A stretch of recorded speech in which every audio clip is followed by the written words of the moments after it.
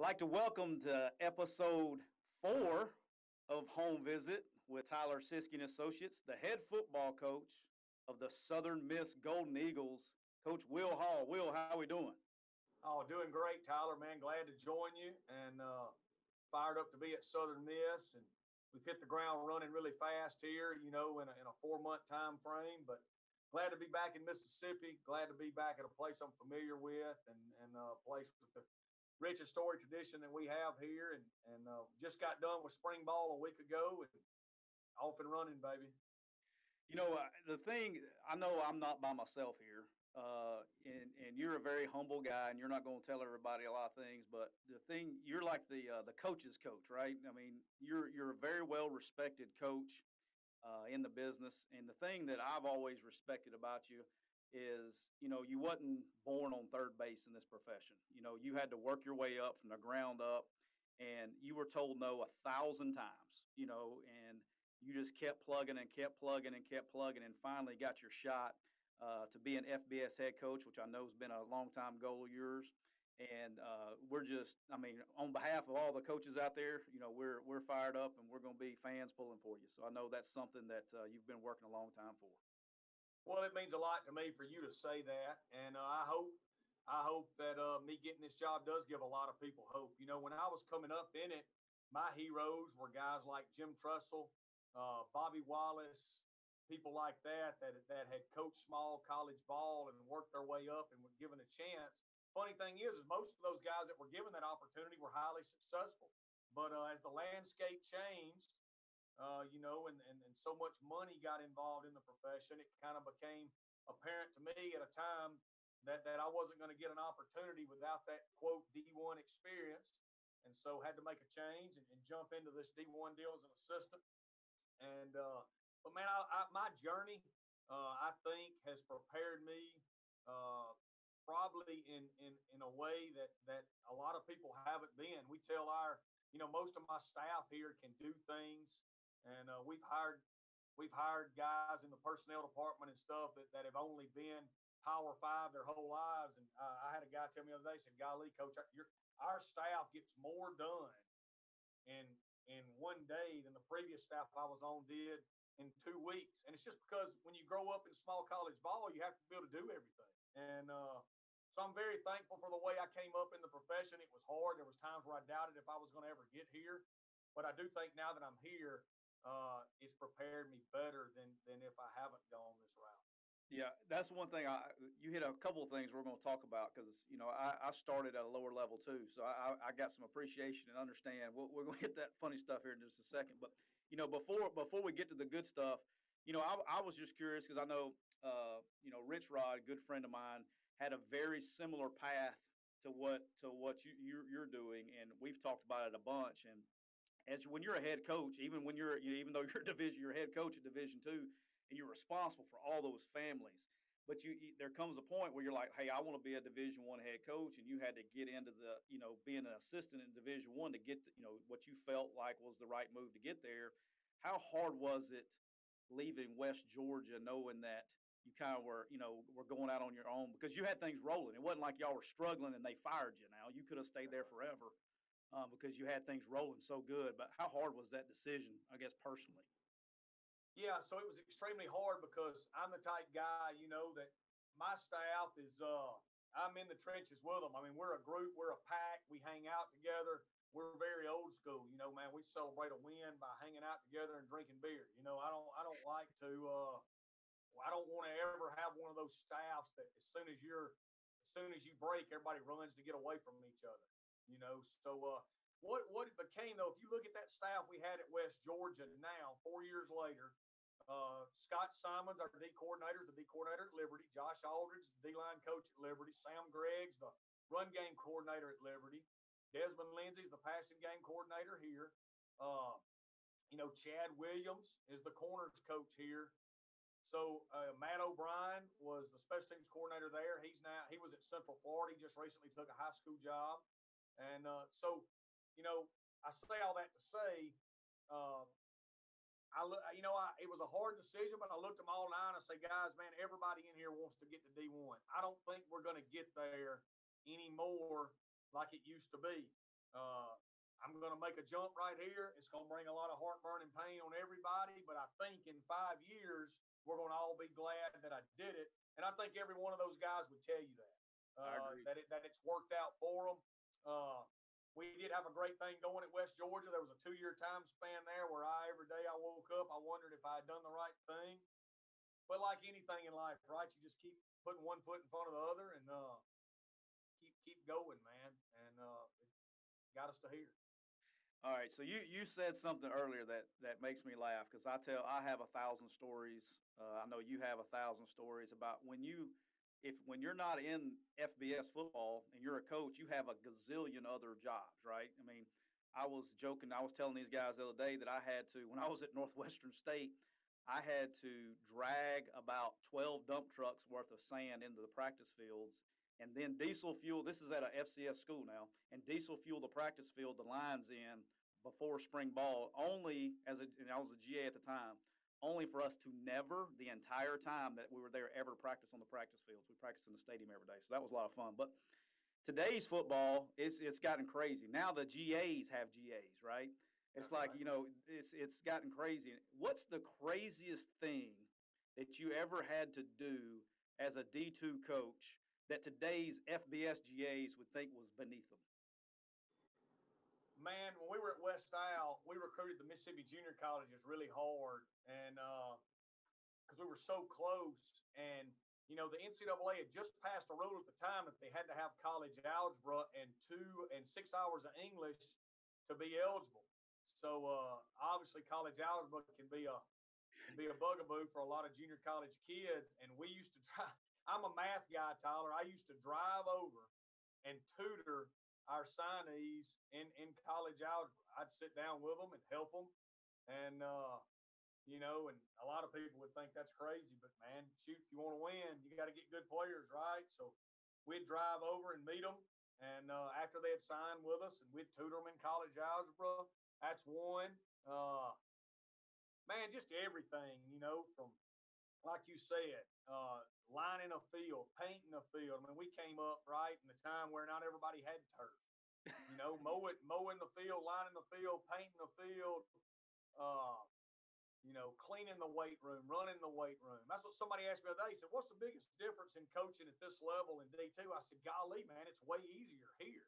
And they look at you like you're lying to them. I'm like, dude, I've got academic people here. I've got strength coaches. I've got DFOs. I've got all we have to do here is coach and recruit, and shoot, man, golly. That's how I learned academics. Is one of my first side jobs was eligibility and academic coordinator. So I had to learn, how to get through transcripts and the 48 H's and all that stuff, man. And I guess now you have to go to the eligibility center, but how to navigate all that stuff. And it's, I wouldn't trade my time at lower levels, which I know you wouldn't either, because to me, that's how I learned, and I really don't know, because now, FBS GA, where it's a lot of times you get, a better job coming out of being a GA, but you're not prepared for it as well as you would be if you were, running your own room or whatever, and as a D2 or FCS GA.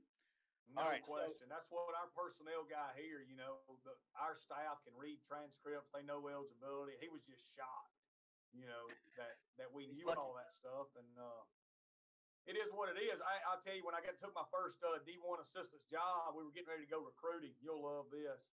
And recruiting guy comes in there and he says, hey, we got your trip planned out for next week. And I said, who does?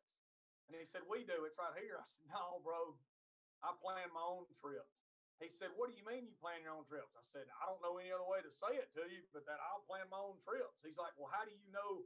I was like, dude, I know where I'm going, who I've got to go see. I mean, you told me to recruit this area, right? I mean, I'm going to recruit this area. I don't need somebody to tell me or research it and find it for me. I mean, I'm a grown man, so, but it's just a different deal. Yeah, trust me, I've worked with some good ones. I wish there were more like that. But, because, when I made the transition into recruiting and running personnel departments, that's essentially how I planned everything. Is how I used to do things, and Yep. that's how you had to learn. And back when we started, there was no such thing as GPS. You had to like read maps and stuff. So No doubt. there's a lot of those. A lot of those skills are still useful. So, all right. So the other thing about the lower levels that people don't know is there's not very many planes when you travel. A lot of buses. A lot Okay. of it. And I've been on as a player and even as a coach, been on some crazy bus trips. Okay. What is the longest, either at West Al or West Georgia, wherever? What is the longest bus trip, or that you can just go like, good gracious, that you had to take as a coach or player? All right, so we played Midwestern State in Wichita Falls, Texas. They share a high school community stadium, so we had to play them at 8 p.m. kickoff on a Saturday night. We drove from Wichita Falls after the game back to Livingston. We were crossing the Mississippi River on I-20 into Vicksburg as the sun was coming up. That was miserable. We also played Florida Tech in Melbourne, Florida, plenty of times. That was miserable from Melbourne, Florida, all the way to Livingston, Alabama. My most miserable bus trip, though, was West Georgia. We played Florida Tech, Melbourne, Florida to Carrollton, Georgia. Everybody Google that. All right. And on the way home, we played them on a Saturday night, 7 o'clock kickoff. On the way home, one of our buses breaks down around Valdosta in South Georgia. We packed all of our team onto one bus. We put all the coaches and my wife into two police SUVs that were riding with us. So we rode back. Sam Gregg, you know Sam Gregg. Yeah. All right, Sam's about 6'3", and we'll be kind to you today, Sam. We'll say 295. All right. Sam gets in the very back of one of those SUVs, and we ride all the way back to Carrollton, Georgia to get our team back. It's probably like about 11:30 a.m. on Sunday. That was probably the most miserable one of all of them there. How about this? All right, since we're talking about crazy trips, I do have to say this because I would never tell this story any other time, but you got to remind me. So I'm a student assistant. I'm finishing up my eligibility at Troy after I got hurt and started coaching. And Jeremy Rouse, so that's who I work with. And so we had a 6 o'clock kickoff, and we flew out there. This was one of the two trips that we would fly at Troy. We would fly to Sam Houston and what is now Texas State. Well, it used to be Southwest Texas. Yep. So we had flown out there to play Sam Houston, and we had a 6 o'clock kick, and I was the youngest guy on the staff. Well, our equipment guy Tony gets food poisoning. Okay, and so after the game, I'm in my game gear, and Coach Blakeney comes up to me and goes, "Hey, I need you." Back then, we didn't have 18-wheelers; we had those U-Hauls, right? I had to drive the equipment U-Haul from Huntsville, Texas, back to Troy after the game, and it didn't have cruise control. It had a 55-mile-an-hour governor, and there's no cell phones or anything like that. I had to stop every time I crossed the state line. So when I crossed from Texas to Louisiana, Mississippi, I had to stop and call in to let them know that I was still okay by myself. Okay, and I'm a GA, right, or student assistant, so I had GA duties. I pull up into Troy, Alabama at 2 p.m. on Sunday. Now, mind you, we had a game that next Thursday night at home, thank goodness. And so Don Jacobs, I don't know if you know Don, but Don was the offensive coordinator. And I walk in, I'm exhausted, 2 p.m. Sunday. Haven't slept, been driving all night.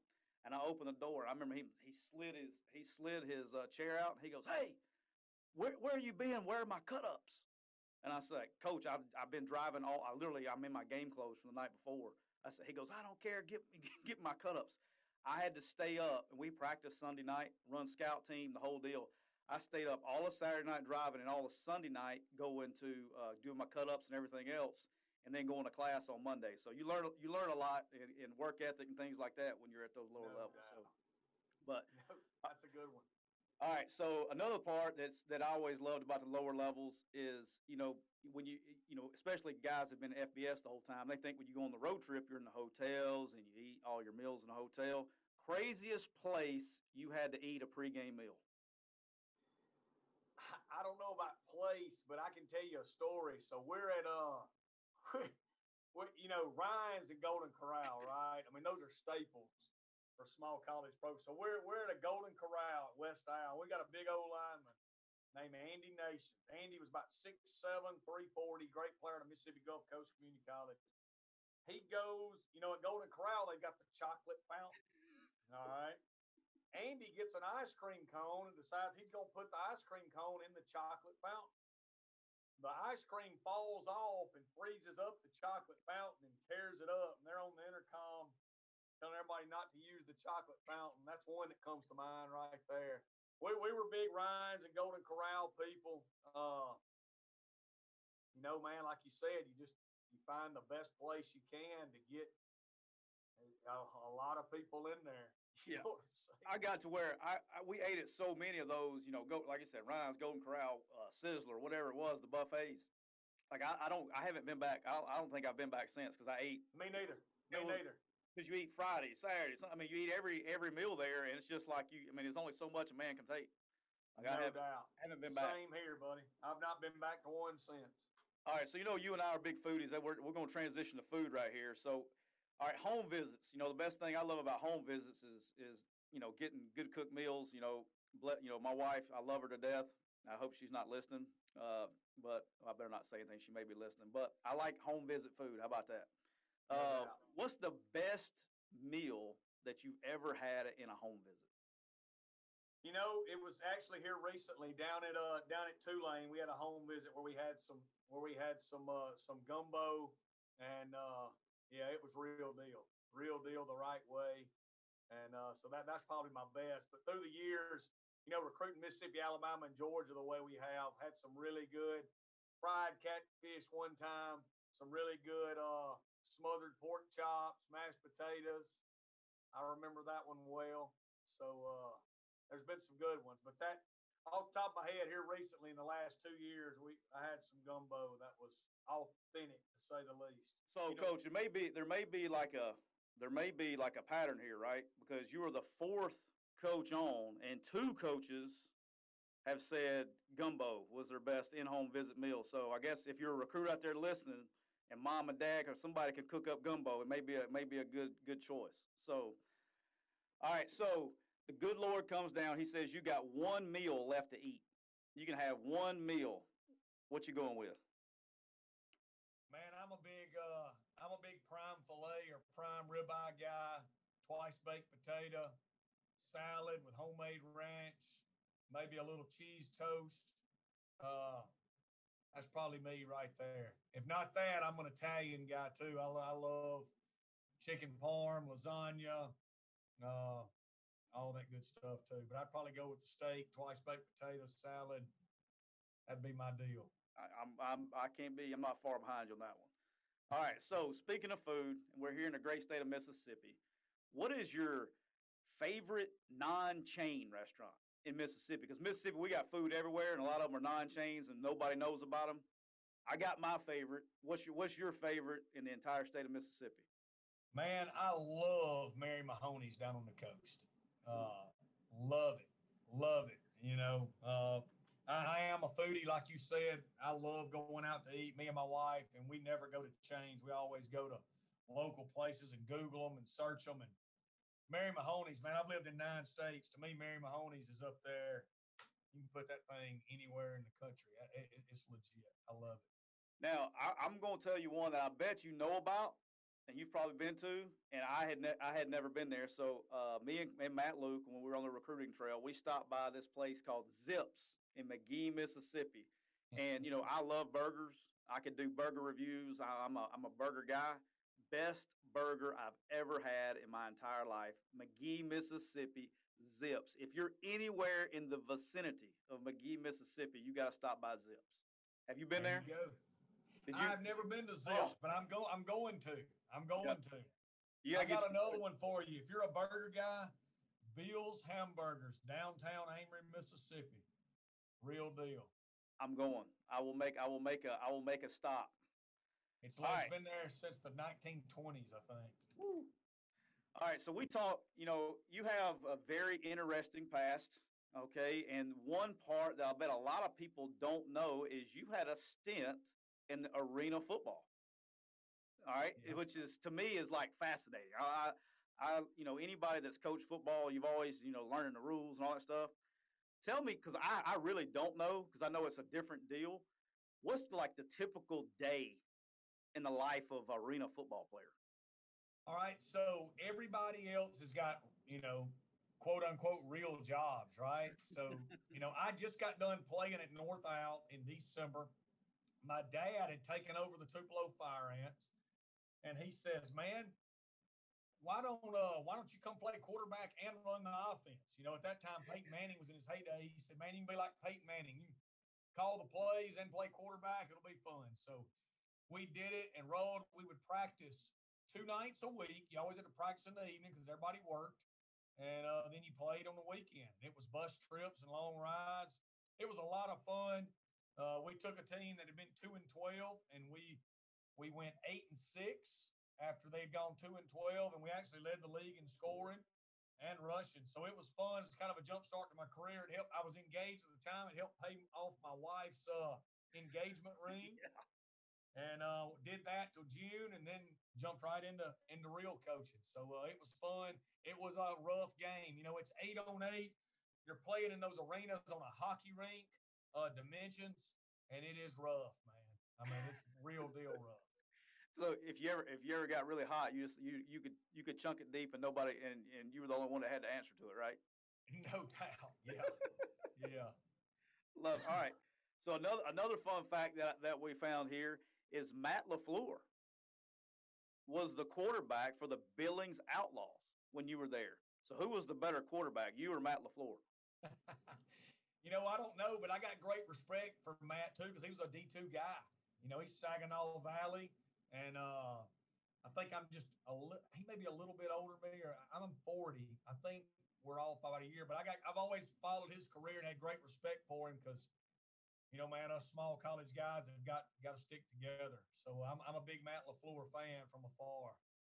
Yeah, that's the other thing. Talking about this, I didn't even have this to talk about, but I remember when I first, the higher levels, and you've seen this as you moved up, the higher division. There's less and less scheme and when you start getting, like I remember when we were at Northwestern State, and then we go to Arkansas State. Well, you go and you play a Tennessee or somebody like that, where they're going to line up and play, 4-3 cover 2 every snap of the whole game.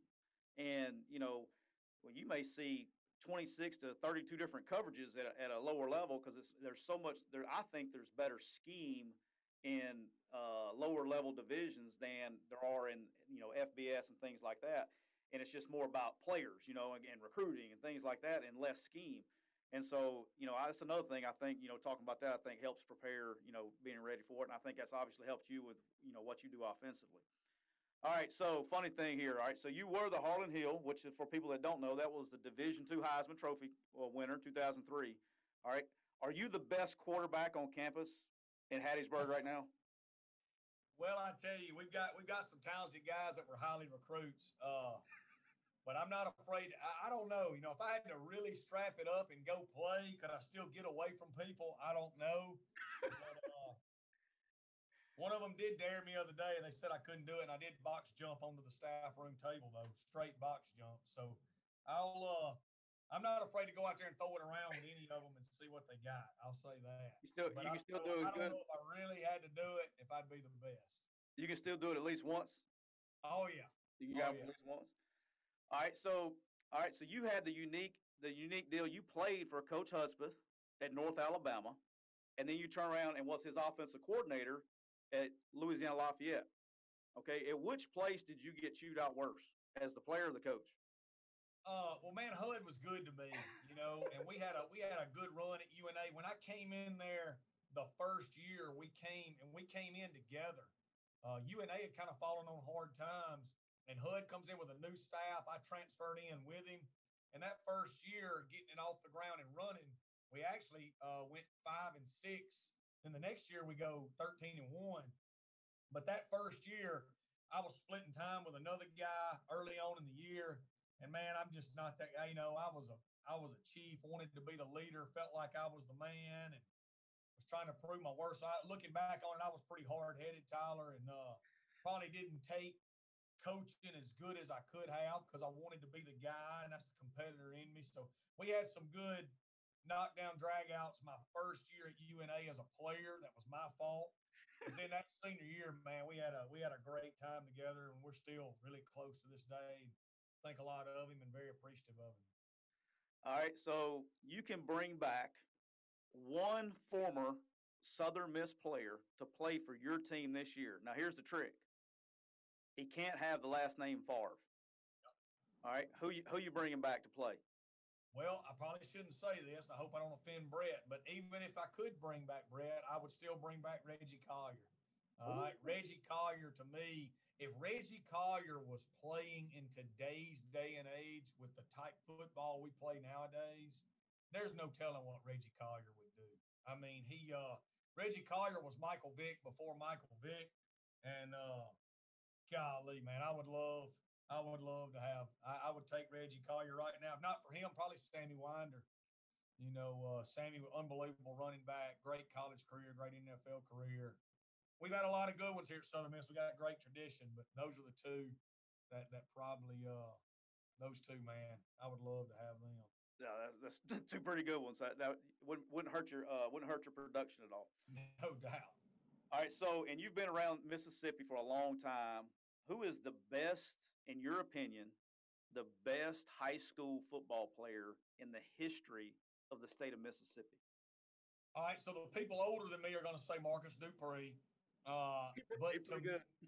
That's right, and I give Marcus all the credit in the world. But for the people that saw him play, Cam Akers to me, what Cam Akers did at Clinton playing quarter. A lot of people don't know this. Cam Akers was a D1. I mean, Cam Akers could have played college quarterback. I mean, Cam Akers could play quarterback in college right now. Was absolutely incredible. You know what he did for Judge Boswell and Clinton right there. Mon Nicholson at Louisville in the 90s was the player of the year in the state. Brian Darden at Warren Central in the early 90s, signed with Tennessee, was incredible. Vincent Brownlee at Amory in the 80s. Those are the ones that come to mind. But if I had to go, I'd say Cam Akers to me is the greatest high school player I ever saw. And it was from his 10th grade, 11th grade, senior year on. Just one-man wrecking crew. I mean, he ran through South Panola one night, which, as you know, Tyler, you just can't do. I mean, that was when they were in their heyday. Right. He ran through them like they were a freaking junior high team. And he's an unbelievable player. There's probably a reason he's still getting paid to play. That's right. He's pretty good. All right, if you were not a coach, okay, what would you be doing for a living? Oh man, I love to help people. Probably be a math teacher. Probably be a math teacher at a high school, or probably even lower than that. Probably like a middle school math teacher, not an elementary school, but probably like just old enough to where you can really. I love to teach. And so probably that. I'm a math guy, probably a math teacher. I'm a math guy too. And here, by the way, I know your kids are getting a little older like my kids. Helping my kids with math homework drives me insane. They teach them different now. They don't teach. That's one thing. But I got my 14-year-old son, true story. I helped him with, this is like 2 or 3 years ago. I helped him with his math. He gets every single question correct. The answer is correct, but then gets a 0 on the assignment because that's not how we do the math. I said, well, are the answers correct? And so I don't even understand this new way they're teaching math. I don't get it. But same story. I got the exact same story. I've gotten to where I'll just tell him, hey man, look, here's the answer. You're gonna have to work backwards and do it the way they want you to do it. But I can show you what the answer is. And I mean, I don't even know how they do it. But. Yeah, I don't understand how when you're teaching math, I don't understand like, okay, you get a homework assignment, but look, you click this link and now it's some guy on YouTube that teaches you how to do the math. I'm like, what does the teacher do during the day? I don't get it, but that's on me. But anyway, that's my soapbox. Don't say anything so you don't get in trouble. But all right, so you are another thing that obviously we know and people around the South know. Your dad was legendary coach in the state of Mississippi. All right, one of the best of all time. I don't think there's anybody that would debate that. All right, what did you take from seeing that every day, okay, and being around him and playing for him the whole deal? What did you take from him that you use in your program today? Yeah, just the power of belief.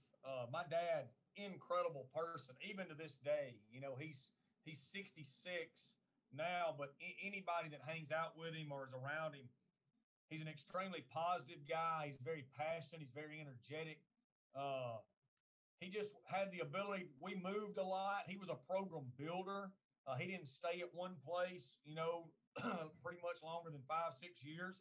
He would build it up, move, and go somewhere else. And his ability to go into a community and inject positive energy, pride, self worth, and seeing how those communities would rally around that, and then looking back and seeing the impact it had on the whole communities.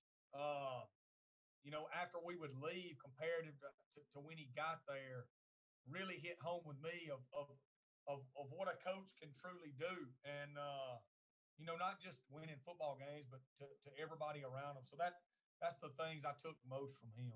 Good. Yeah. I've been fortunate enough to know him, and he's still swole too. Oh man. Oh yeah. He works out every day. He's still yoked up. So that's the all right. So another thing is this is we'll start getting some funny stuff here. Okay. So if you had one of three places to live, okay. So you and the family got to pack up. Now you're not you can't coach football. Okay. You're just going to live and be a math teacher. How about that? All right. You got Clinton, South Carolina, which you spent some time in, Monticello, Arkansas, which you spent some time in, and Livingston, Alabama. Where are you going? Well, Monticello is the only one of the three that has a Walmart. But man, I would go with Livingston, Alabama. We made a lot of good friends there, and it's really close to family. So I'm probably cheating because it's closest to family right there. But I would go with Livingston, even though Livingston's a town of 3,000 people with no Walmart, and it's at least a 35-minute drive to go eat or anything like that. But we were there 6 years. Both my kids were born there, and we got a lot of good friends there. So I would go with Livingston. I started cracking up when I was writing this down. I said, I can't. I think I've been through Clinton a couple of times, but I've been to Livingston and I've been to Monticello a lot. I said between them there may be two blinking lights between the two towns. So I was like, this is going to be a good one. All right, Will. Here's the $1 million question. All right, there is evidence out there that I'm just saying there's evidence out there. Are you team sweater vest? Man, the sweater vest grew a persona of its own. So, like I told you earlier, one of my heroes growing up was Jim Trussell. And I've actually gotten a chance to know him over the last 3 years. And I actually talked to him a few days ago. I'll call him a lot and confide in him. Just true gentleman in the profession, unbelievable winner and leader of men. He's the president of Youngstown State now. And but he was a tie and sweater vest guy, first class guy. I knew I was going to wear a tie because my dad always wore a tie. We were the same colors at West Isle as Ohio State. And I put a sweater vest on, and our students took off running. We had no intention of wearing the sweater vest every game. But our students took off and ran with it. Then the dean of students took off with it, and they started using it as a marketing deal. Then West Georgia hires me, and it's the same deal. They want to do all this fear the vest and all this. So it just kind of got off and running. So I say all that to say I took this job, and one of the first things that happens, I get over here for the press conference, and they got a sweater vest for me. I'm like, no, guys, hold up, man. Let's just go with the flow on this thing. And if it happens naturally, it happens. But I'm not going to wear one every game. Well, I will wear a tie, again, out of respect for my dad and out of respect for this great game. Awesome. But I don't know if I'll wear a vest every game. I will wear one some when it's cold. I'm not going to wear one when it's 106 in those September games. All right, what about this? I know it's early in the season. All right, so your first game you're playing my man Kane Womack at South Alabama, okay? And we had a whole discussion about his attire. Is there any chance we can get him in a pair of Lululemons and you in a sweater vest coaching against each other in the first game of the season? That would be great. That would be Kane. If you'll wear Lululemons, I will wear the sweater vest. We're gonna get that done. I will get that done. I will get that done. I will make sure he's wearing Lululemons if you can wear a sweater vest in the first game of the season. We got a deal. We got a deal on that. Yes, we can make a deal on that. All right. There we go. I will definitely wear a tie either way. Okay. And I got a lot of respect for Kane too, man. He's a coach's kid like me, and we competed against each other when he was at South Al the first time, and I was at Lafayette, and got a lot of respect for him. And all right, so you're another thing doing my research here. Okay, I learned some stuff about you that I didn't know. Okay, one thing that my 14-year-old son loved it when I was telling him about it. Okay, you are a big Star Wars fan apparently. Okay. Yeah. All right. So, what is your favorite Star Wars movie? Well, I guess it would be Star Wars 6 now, Return of the Jedi. I'm a big Luke Skywalker guy, but I grew up in that era, right? I mean, we grew up in when we were kids, I mean, Luke Skywalker was freaking Luke Skywalker. I mean, Luke Skywalker was as big a deal as Joe Montana and John Elway, right? I mean, The man. He was the man. So my oldest son's a huge Star Wars guy. We actually just got back from Disney World. He made his own lightsaber and all that. So he loves it too. But yeah, I'm a Luke guy. Empire Strikes Back, Return of the Jedi guy, all the way. Yeah, well, we call them 1, 2, and 3. Our kids call them 4, 5, and 6. That's where it's at. And I get criticized because the graphics are not as good and things like that. But I love them. That's where I'm going with. Yeah. All right, if you got to choose a color of lightsaber, what color would you choose? What color would you use? I'm green all the way, man. I'm green all the way. Luke and Yoda were green, right? That's it. Yeah, I think that's peace and maybe security, and I can't remember, but yeah, I'm green all the way. Well, I guess that answers the next question: are you Team Empire or Team Rebellion? Oh, I'm Rebellion all the way. I knew that when you answered that one, I knew the answer to that one. All right, so here's a good one. All right, would you rather have you got to do this for a year, okay, for the whole season? Would you rather have Anakin Skywalker's ponytail, rat tail, or would you rather have Darth Maul's horns? I guess I'll go with Anakin's ponytail if I've got to choose one. Oh, that's good stuff. All right, so the other thing that I realized that this was where I was very disappointed in you, but I saw evidence. So I understand you're a Cardinals fan. Yep. Okay, you do realize that the Braves are accepting applications for the bandwagon? No doubt. But why the Cardinals? Yeah, so KMOX, the radio station for the Cardinals, the legendary Jack Buck, all the way back, a lot of people don't realize Harry Carey was with the Cardinals before he was with the Cubs. That radio station from St. Louis goes through North Mississippi. So back before TV was big, my grandfather and my dad grew up listening to the Cardinals. That's who you listened to. If you wanted to follow a baseball team in North Mississippi, the Cardinals was your only choice. So there's actually a lot of Cardinal fans in the north part of Mississippi. So I grew up a Cardinals fan, man. I grew up listening to Ozzie Smith, Jack Buck, KMOX, Pedro Guerrero, Jack Clark, John Tudor, Joe McGrain, and I'm a big Cardinals fan. And obviously, I take a lot of heat because there's Braves fans everywhere around here. But, I'm a massive Braves fan.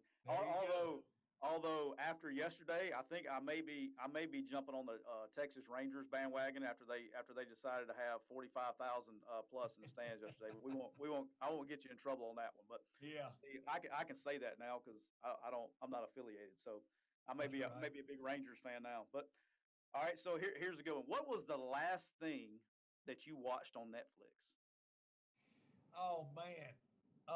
Actually, I just rewatched Justified on Hulu, but I'm a big Justified guy. I'm a big Raylan Givens guy. I love it. I just got done with it for the second time.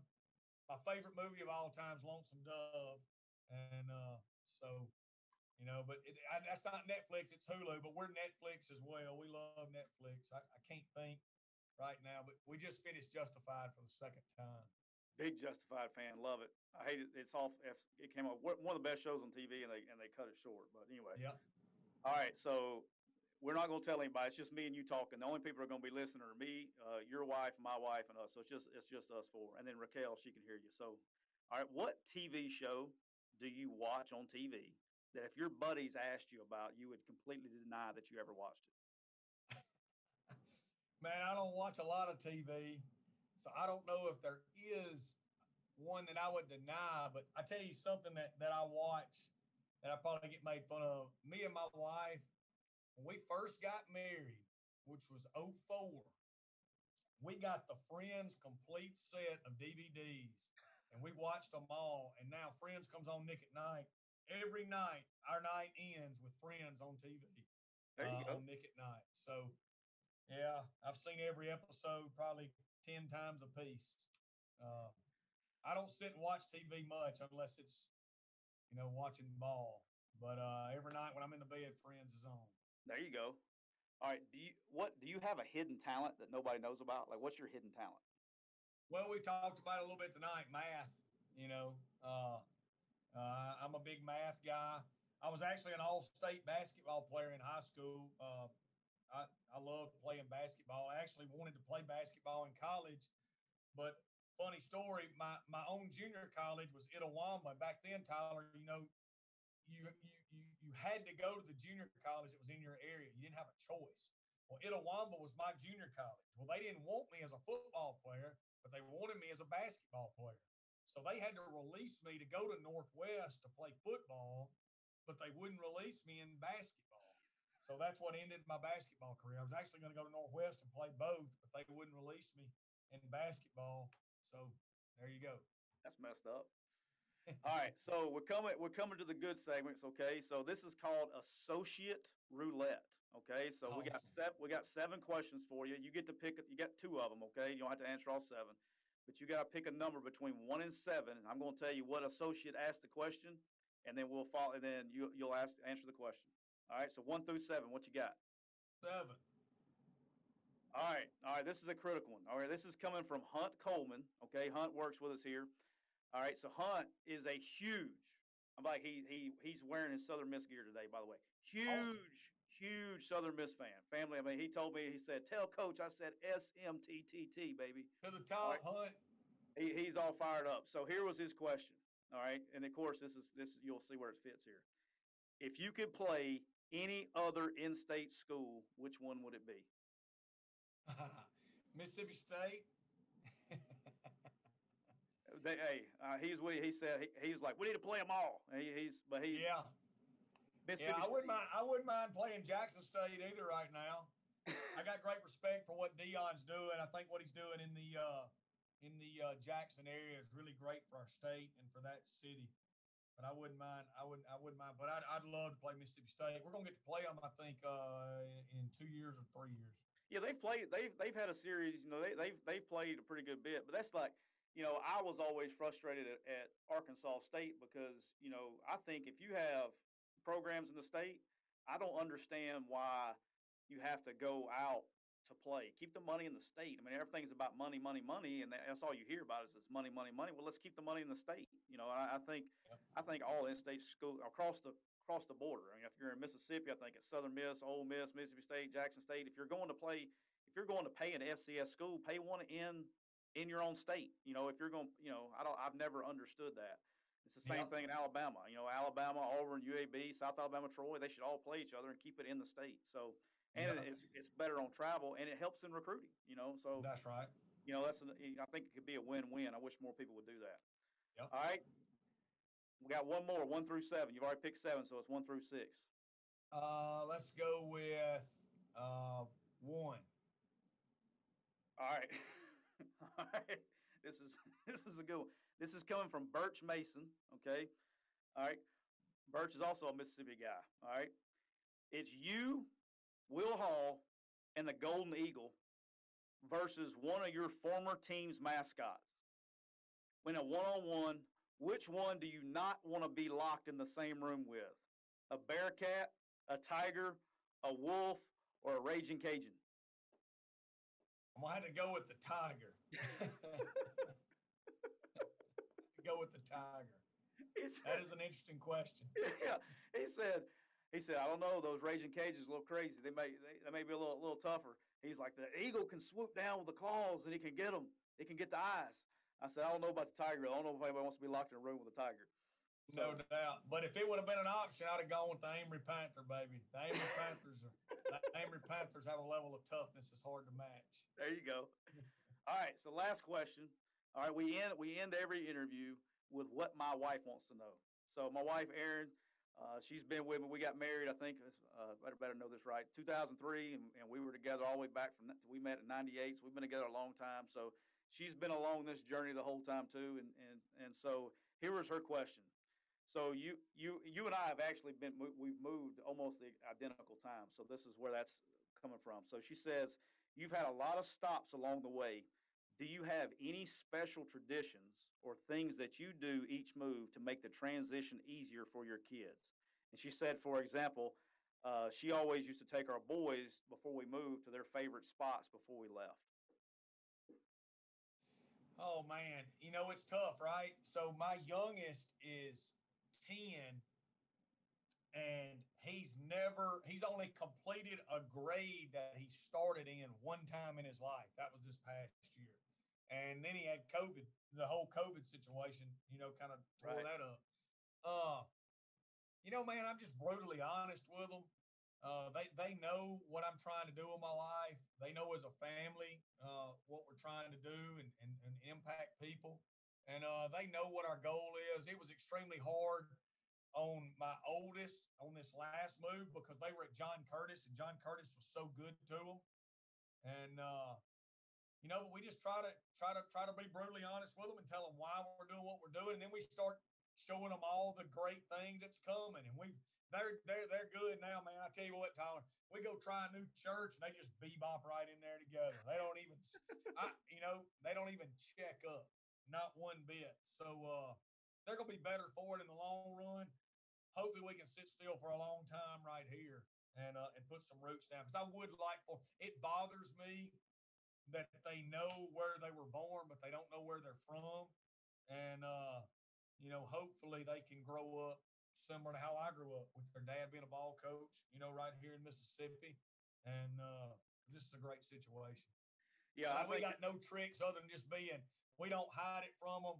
We shoot it to them right when it happens and just try to love on them. And shoot, man, we're a pack, we're going to be in it together. The good thing is they got each other. So, yeah. Well, I've been lucky with that because my two oldest boys are stacked right on top of each other. And, the hardest move that we had, when because they were young earlier and they didn't really understand, but, the hardest one was really for us, I think, was when we left Ole Miss to go to Alabama because it was the first move that, like, my kids were asking, we had all moved together, that staff, we'd been together and we moved, and they didn't understand why all their other friends, wasn't coming too. And, yep. and so that was a really hard transition for them there.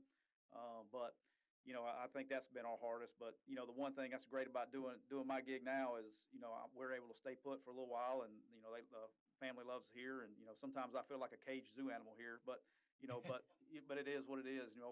They've sacrificed for me for a long time, so I think it's time to repay back. But Coach, I wish you all the success, man, in the world.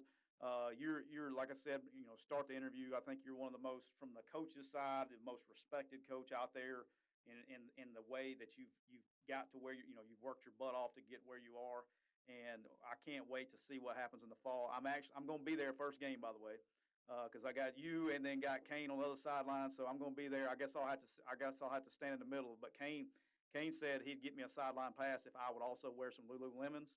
But I'll make you a deal. I just came up with this. I'm going to wear a pair of Lululemons and a sweater vest in the first game. If he's wearing a pair of Lululemons and you are wearing a sweater vest, I will have a sweater vest on with Lululemons on the sideline. Deal? Deal. All right. Done deal. All right, brother. Hey, I appreciate your time, man, and look forward to the future. Yeah, same here, Tyler. Appreciate you having me on, and to the top, baby. We're going to get it done here at Southern Miss, and look forward to getting everybody on board and helping us. That a baby. Take care, Coach.